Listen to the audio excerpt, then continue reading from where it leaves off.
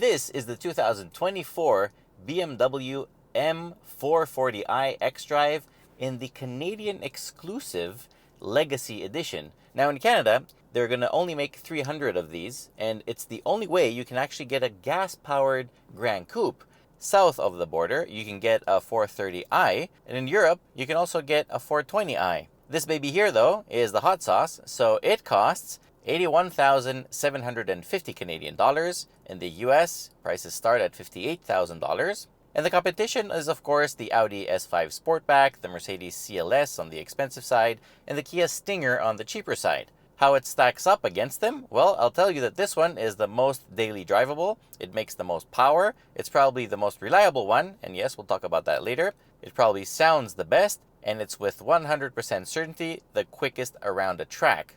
Specs are impressive here, as under the hood, you get a 3.0-liter B58 engine. It's an inline 6, and it makes 382 horsepower and 369 pound-feet of torque. It's made it to an 8-speed automatic, a ZF sourced.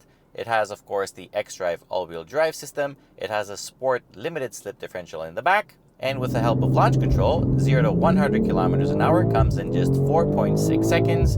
0 to 60 miles per hour comes in 4.2 seconds. And the quarter mile comes in 12.6 seconds. From 100 kilometers an hour to 0, it comes to a complete stop in just 40 meters, thanks to the very big and very red Brembo 4-piston calipers at the front. I love that you get the old school BMW driving modes. None of that my personal stuff that I hate in the newer ones. So you can put an Eco Pro when you want to save some fuel, and then you can drive around, and it's extremely smooth, and you're only going to use about 10 liters per 100 kilometers, which is like 23.5 mpg.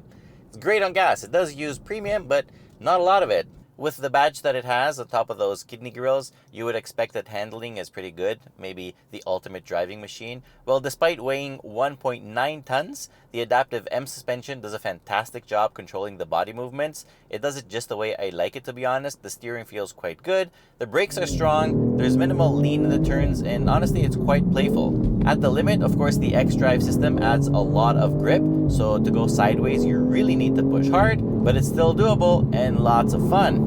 And there's literally zero penalty to pay when it comes to ride comfort, because this thing very silently takes care of the majority of potholes.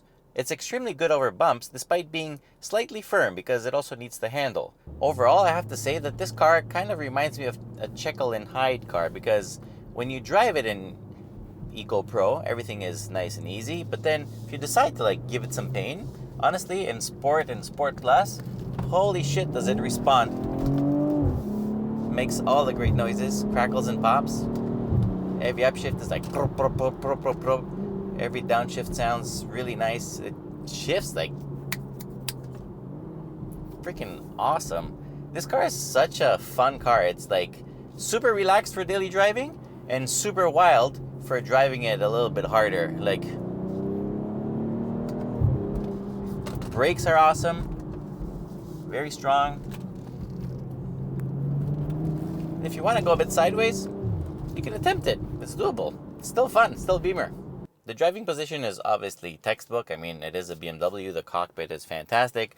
The seat supports the body almost perfectly, I would say. I love these M Sport seats. It's one of my all-time favorites. Visibility is fantastic despite the sloped roof and everything. Like, this is a very easy car to drive. Up front here, I have lots of roominess, all the amenities and the features that I really want.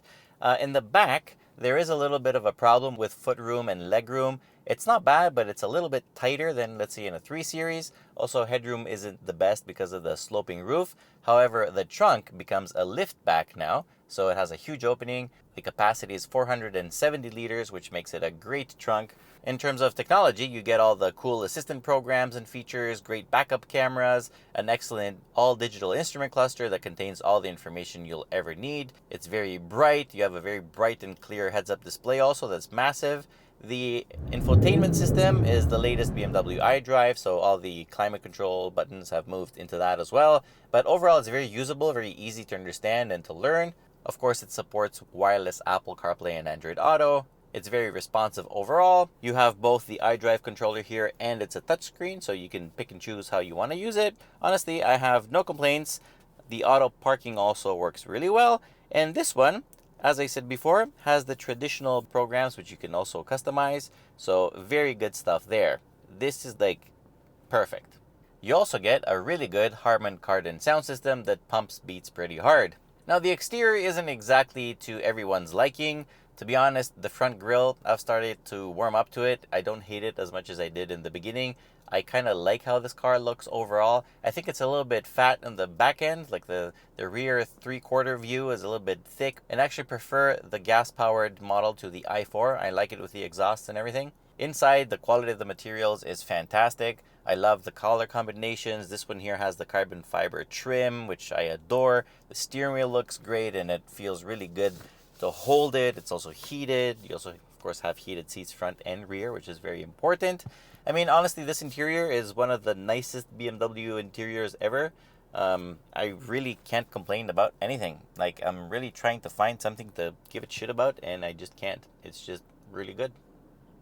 Now, in terms of reliability, I know that some of you might have laughed earlier, but it's a known fact that these B58 engines and all the B series engines in general have been proven to be very reliable. BMW is much better than Mercedes and Audi and any other competitor in that segment, even Cadillac. So, you know what? It is what it is. Love it or hate it. The new refreshed model is coming pretty soon. If it's not already here, it's going to have the even newer iDrive system and a little bit of refreshed styling on the outside. But overall, I have to tell you that if you like this coupe 4-door kind of things, honestly, this is a really, really good car. Personally, I would always buy the M340i because I like the practicality more. So, but you know what? No, this is the styling is fantastic. I love this car. It's really well built. On the highway, it's a crazy nice cruiser. In the city, it's easy to drive. On the track, you can go do some laps. You know what? It's such a well-rounded thing. It is not cheap, obviously. What is these days? But you know what? Kudos to BMW. It's a driver's car, and it still is. So, good job. I hope you like this video. Please remember to share this video with your friends, subscribe to our channel, leave us a comment. Most importantly, till next time, be well. Bye-bye.